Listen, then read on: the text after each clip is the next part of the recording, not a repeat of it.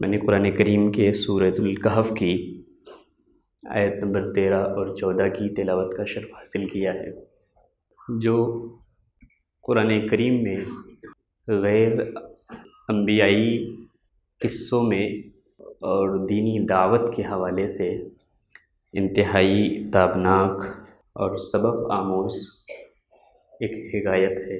ایک بات یاد رکھیں، کوئی بھی صداقت، کوئی بھی مشن، کوئی بھی فکر، کوئی بھی نظریہ اپنے آغاز کے وقت میں تنہا ہوتا ہے، اکیلا ہوتا ہے۔ کوئی بھی سچائی جب اس کی شروعات ہوتی ہے تو اس کو ماننے والے چند لوگ ہوتے ہیں۔ اسی حقیقت کو پیغمبر اعظم صلی اللہ علیہ وسلم نے ایک حدیث میں بیان فرمایا، جاء الاسلام غریبا، اسلام اجنبی بن کر کے آیا، ایسی صورت میں نمودار ہوا کہ اس کے ماننے والے، اسے تسلیم کرنے والے سماج میں کم لوگ تھے۔ جس طریقے سے مسافر کو پہچاننے والے لوگ کم ہوتے ہیں، آپ کے درمیان کوئی نیا آدمی آ جائے تو اسے پہچاننے میں وقت لگتا ہے۔ مسافر کو مسافر اسی لیے کہتے ہیں، غریب اس لیے کہتے ہیں کہ اسے پہچاننے والے کم لوگ ہوتے ہیں۔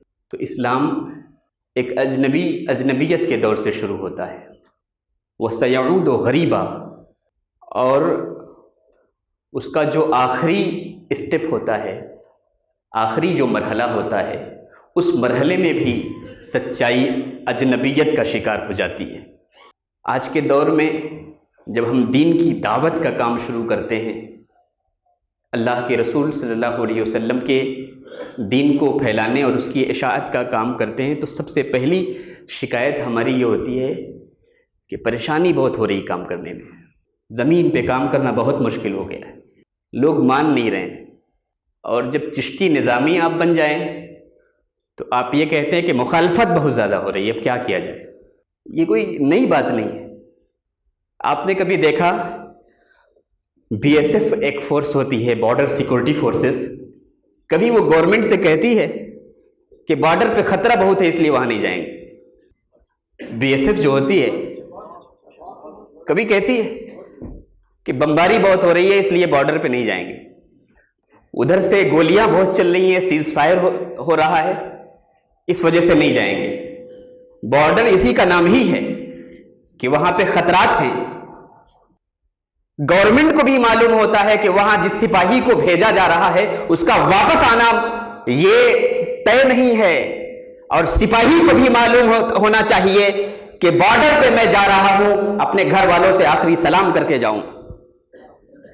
اگر بارڈر سیکورٹی فورس کا کوئی ممبر انکار کر دے کہ ہم سے نہیں ہو پائے گا تو اسے نوکری سے باہر کر دیا جائے گا۔ چشتی ہونے کا مطلب ہی یہ ہے۔ سیدنا جنید بغدادی نے فرمایا، خود کو درویش شمار ہی مت کرو جب تک کہ تم زمین کی طرح نہ ہو جاؤ، ہر گنہگار تمہیں اپنے پاؤں سے رونتا رہے۔ کیا غریب نواز کے نام پر ہم اتنی مشقتیں برداشت نہیں کر سکتے؟ تم خود کو درویش شمار ہی مت کرو جب تک ہر تمہیں نیک اور فاجر شخص رونتا نہ رہے اپنے پاؤں سے، اس وقت تک تم اپنے آپ کو صوفی شمار ہی نہ کرو۔ این ڈی آر ایف ایک گورنمنٹ کا ایک پورا ڈپارٹمنٹ ہوتا ہے ڈیزاسٹر مینجمنٹ کا۔ آپ نے دیکھا ہوگا فلڈ آتا ہے تو عام لوگوں کو یہ حکم ہوتا ہے کہ چھوڑ کر کے آبادی باہر ہو جائیے۔ فلڈ آتا ہے تو ہمیں یہ آرڈر ہوتا ہے کہ آپ آبادی چھوڑ کر کے باہر چلے جائیے۔ پورے گاؤں خالی کرا لیے جاتے ہیں، بھوکمپ آ رہا ہے، زلزلے آ رہے ہیں، کبھی سیلاب آ رہا ہے تو عام لوگ باہر ہو جاتے ہیں، لیکن ہیلی کاپٹر سے چند لوگوں کو وہاں پہنچایا جاتا ہے کہ جا کر کے وہ لوگ جو پھنسے ہوئے انہیں نکالیں، جو لوگ سیلاب کی زد میں انہیں باہر لے آئیں، جو لوگ بھوکمپ کی وجہ سے پریشان ہیں، اپنی جان سے مایوس ہو چکے ہیں، ان میں زندگی کی امید پیدا کریں۔ اب اگر این ڈی آر ایف کے ممبر یہ کہتے کہ ہم سے نہیں ہو پائے گا، دین کا داعی ہوتا ہی اس لیے ہے کوئی کفر کی گمراہی میں مبتلا ہے، کوئی شرک کی گمراہی میں مبتلا ہے، کوئی گناہوں کے دلدل میں پھنسا ہوا ہے، کوئی اپنی زندگی برباد ہو رہا ہے۔ چشتی نظامی مشن یہ ہے کہ جاؤ زمانے میں محبت کا اجالا پھیلاؤ، نفرت سے مت ڈرو، مخالفت سے مت ڈرو، ہم نہ چھوڑیں گے یار کے در کو، لاکھ فتوے دیا کرے کوئی۔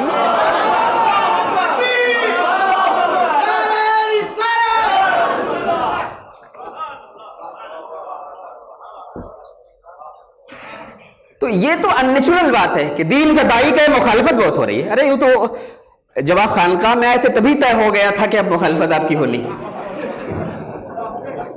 بھائی آپ نے یہاں کا انرولمنٹ نمبر کیوں لے لیا تھا؟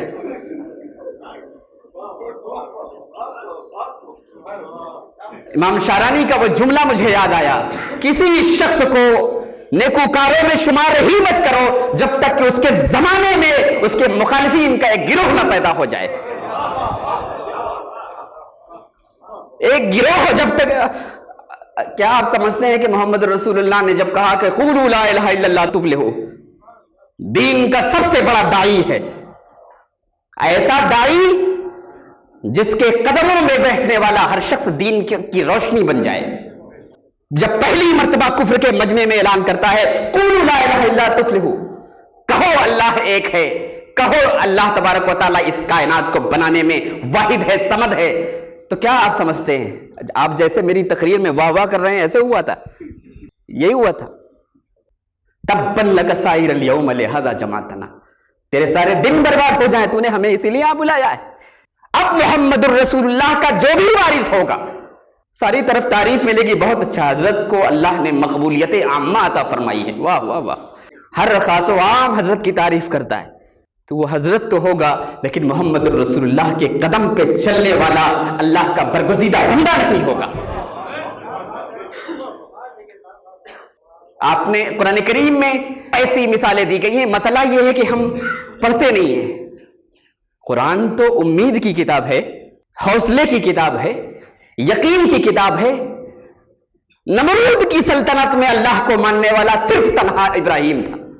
قرآن بتاتا ہے کہ ایک شخص تھا، اللہ کی محبت میں گرفتار ہوا، دین کی دعوت کی ذمہ داری لی، پھر زمانے نے ہی نہیں سلطنت اس کے خلاف کھڑی ہو گئی۔ لیکن قرآن یہ بھی بتاتا ہے کہ جب اپنا سب کچھ کوئی نثار کرتا ہے تو سلطنتیں مٹ جاتی ہیں، اللہ کے دین کا داعی سربلند ہو جاتا ہے۔ تو قرآن تو حوصلوں کی کتاب ہے۔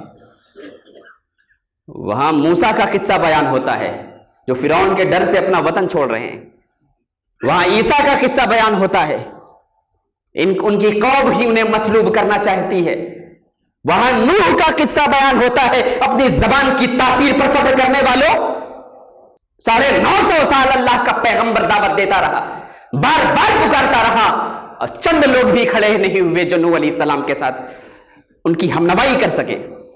اور نبی اپنے عہد میں اللہ کی وحی کا ترجمان ہوتا ہے، اللہ کے پیغام کا قطعی طور پر ترجمان ہوتا ہے، گویا کہ اللہ سے ہم کلامی کا شرف حاصل کرنے والا انسان ہوتا ہے، اس کی زبان کی تاثیر کہاں گئی؟ تو یہ تو ہوگا، کہا کوہان کا ڈرے، کہا یہ تو ہوگا۔ بھائی آپ ہے ہی اس لیے داعیے اسلام کی صحبت میں آپ رہتے ہیں، خانقاہ عرفیہ میں آپ آئے، چشتی خود کو کہتے ہیں، نظامی خود کو کہتے ہیں، ان کا منگتا خود کو کہتے ہیں، یہ تو ہوگا۔ تو اس کے لیے ہمیں ذہنی طور سے تیار رہنا چاہیے۔ تو اللہ کے رسول صلی اللہ علیہ وسلم کا منہج دیکھیں۔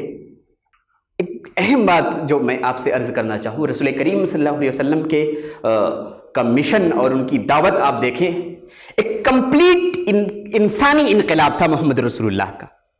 ہر شخص جسے اپنے لیے رول ماڈل بنا سکتا ہے۔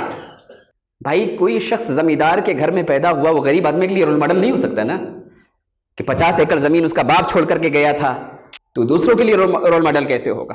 لیکن ذرا سوچو تو صحیح، ایک یتیم پیدا ہوتا ہے، ایک شخص جس کے پیدا ہونے سے پہلے اس کے باپ کو اٹھا لیا گیا، ابھی شعور کی منزلیں بھی نہ طے کر پایا تھا کہ اس کی ماں بھی اسے داغ مفارقت دے گئی، ابھی بلوغت کے دہلیز پہ قدم رکھ رہا تھا کہ اس کا جان سے زیادہ پیار کرنے والا دادا بھی اس دنیا سے داغ مفارقت دے گیا۔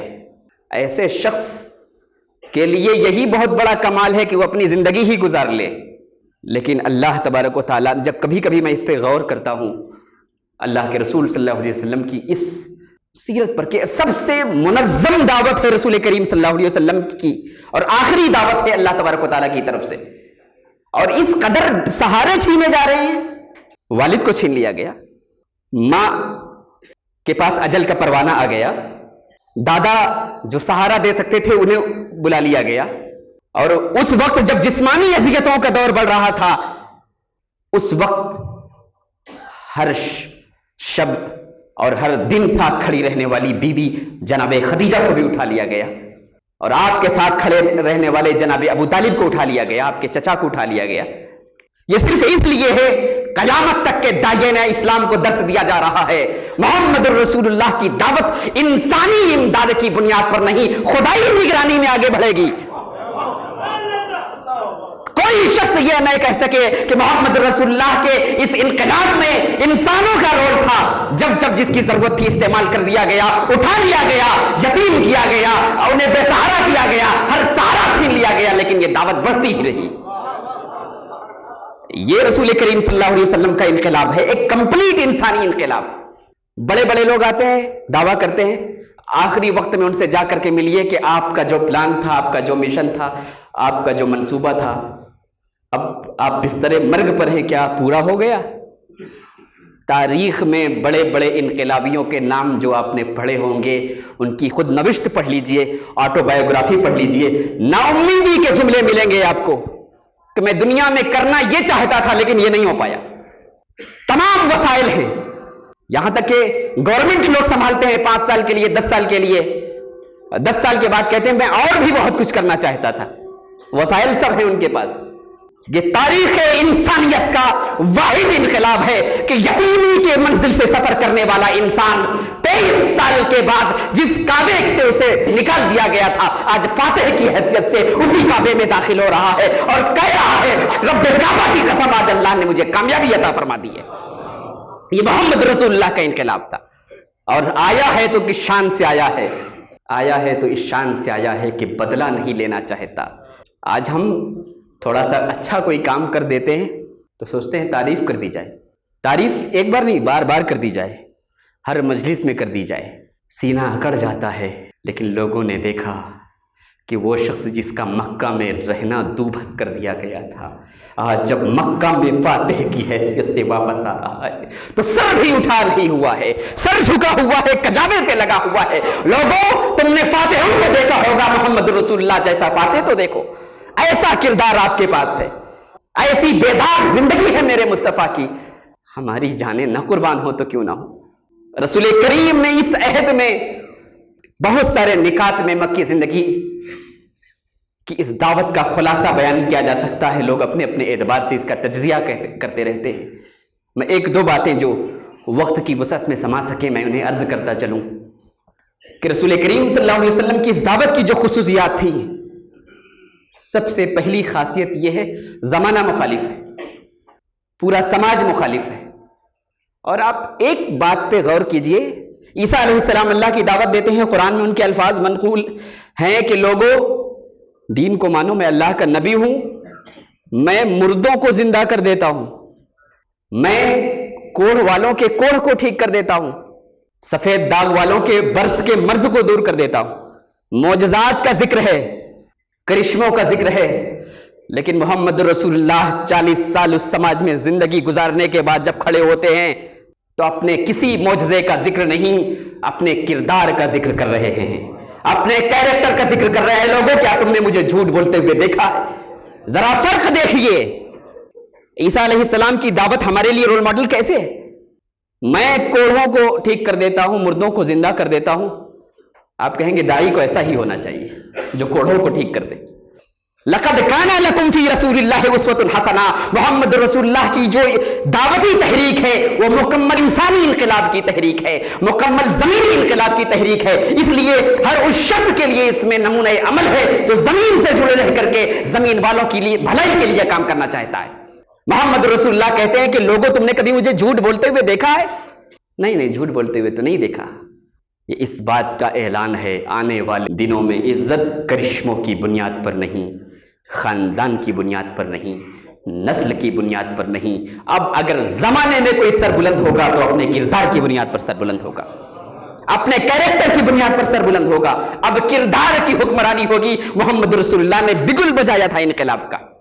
یہ فرق ہے گزشتہ دعوتوں میں اور آج کی دعوت میں اس ماحول میں جو سب سے زیادہ آپ نے کوشش کی وہ اپنے ساتھیوں کی تربیت پہ کوشش کی.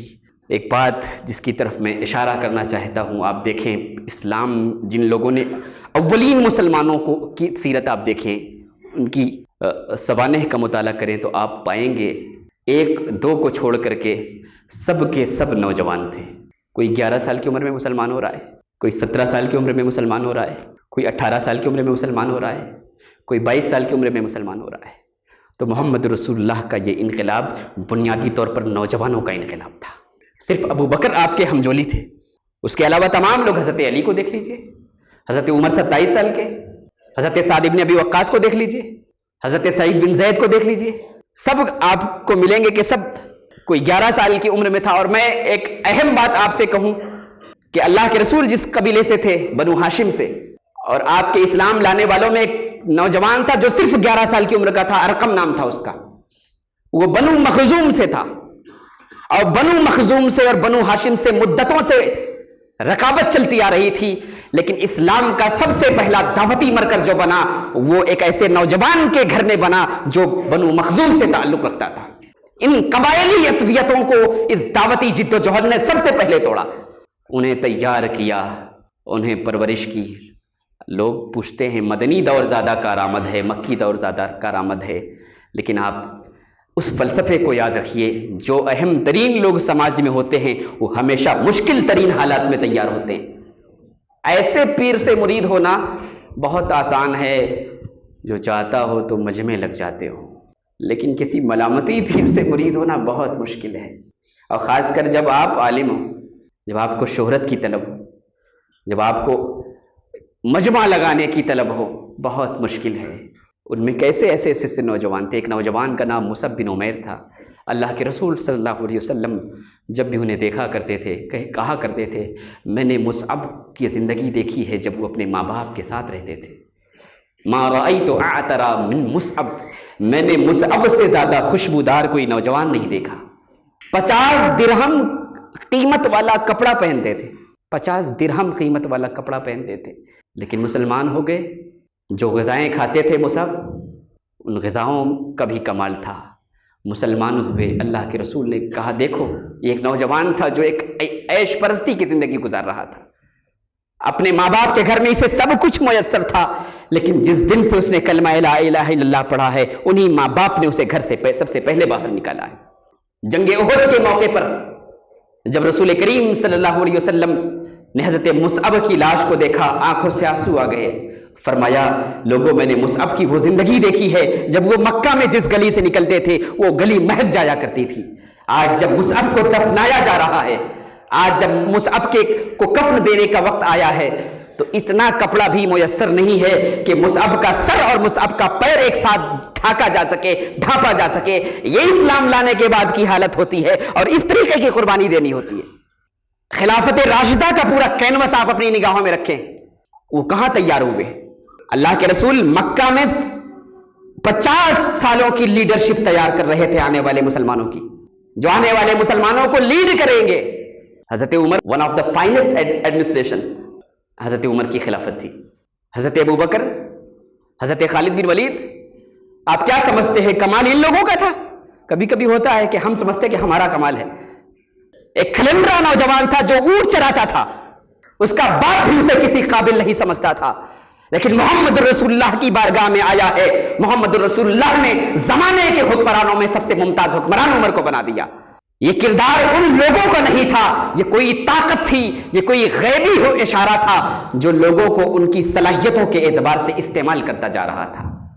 حضرت خالد بن ولید کو کسی جنگ لڑنے کا تجربہ نہیں تھا، اتنے بہادر تھے، شجاع تھے، اور شجاعت اس زمانے کے عرب کا غالب وصف تھا.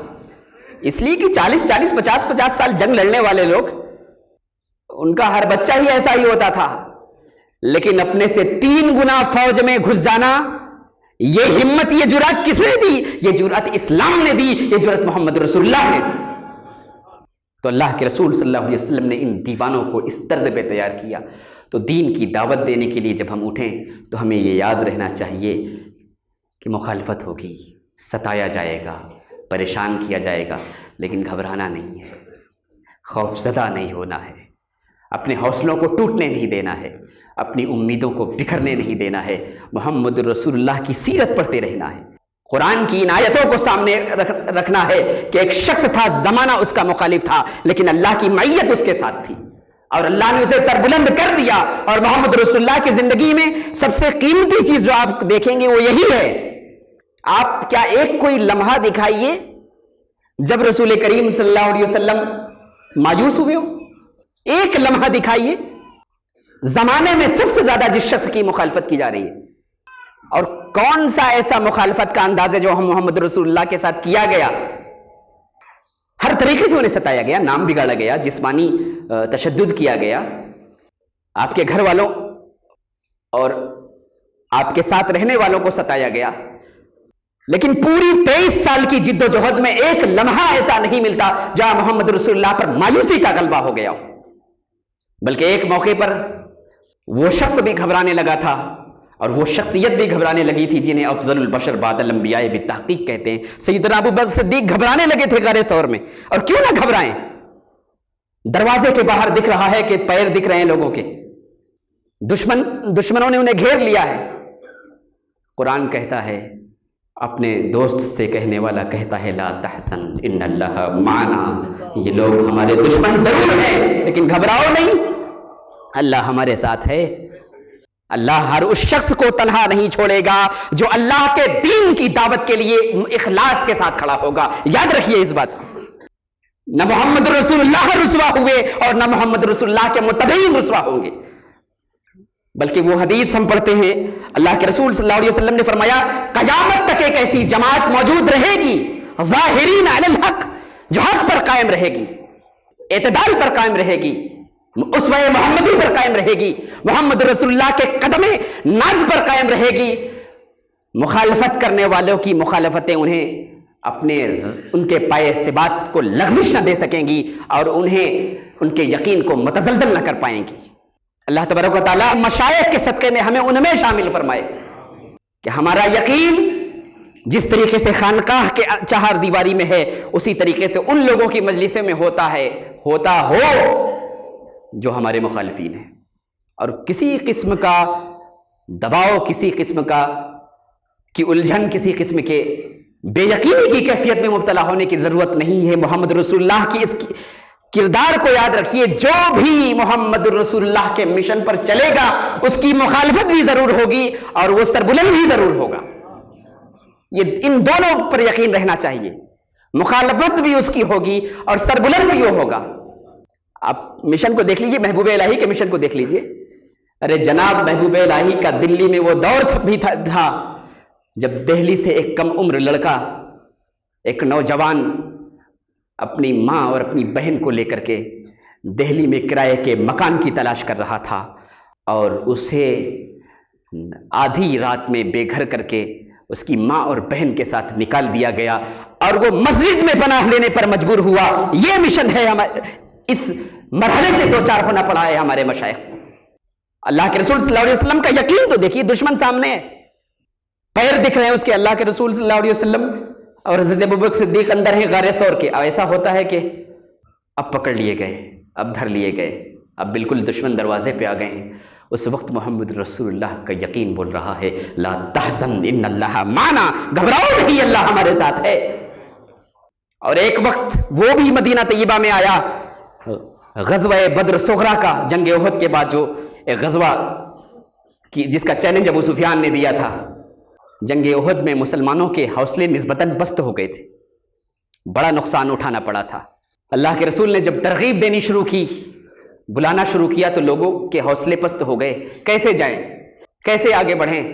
اس وقت رسول اللہ نے کہا تھا اگر کوئی میرے ساتھ نہیں جائے گا تو میں اکیلے اللہ کے دین کے دشمنوں سے مقابلہ کرنے کے لیے جاؤں گا۔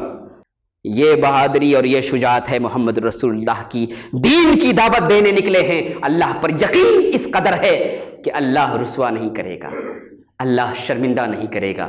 اللہ تبارک و تعالیٰ کی بارگاہ میں دعا ہے کہ مولا تعالیٰ ہمیں رسول کریم صلی اللہ علیہ وسلم کی مکی زندگی سے اور بالخصوص چشتی نظامی صوفیہ کی ان تحریکات سے ہمیں سبق لینے کی توفیق عطا فرمائے، اور ہم مخالفتوں میں اور دل شکن ماحول میں امید اور یقین کا اجالا اس طریقے سے ہمارے سینے میں موجود ہو کہ ہماری آنکھیں کبھی امید کی روشنی سے محروم نہ ہوں اور یقین کے اجالے سے کبھی انہیں محروم نہ کیا جائے۔ اقول قولی ھذا واستغفر اللہ لی ولکم ولسائر المسلمین فاستغفروہ من الذنب فانہ